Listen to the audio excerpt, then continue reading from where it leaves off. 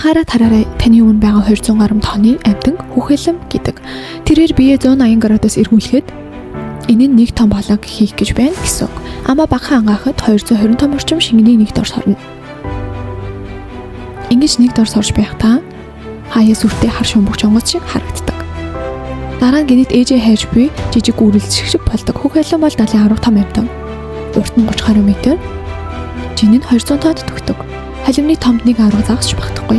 Хэрэг түүнээс том амьтан байдаг бол тэр нь бас өөрөөл байх болно. Хүүхэлэм зөвхөн биеэрээ том биш. Бас дуу чимээж хамгийн чанга. Нэг дуурал 180 децибел тавдаг. 100 км-ийн цаадах нээзүүд сонсож чадна. Хүн дуудахаа уцч ирэхгүй. Хэрвээ чи нэг загасны агуулгыг гэртээ авч явахыг хүсвэл зүлэж хэлэхэд битгий л оролт. Учир нь хүүхэлэмний хүүхдийг тоноор хэмждэг. Өдөр 400 литр суу. Өдөр бүр 200 кг орчим жинэмдэг. Ийм амьтыг хангахын төлөв хичээн боол эргүүлэх хэрэгтэй болно. Хүүхэлэм ийм том ихтэйж маш тайван цагаан хэрэгтэй.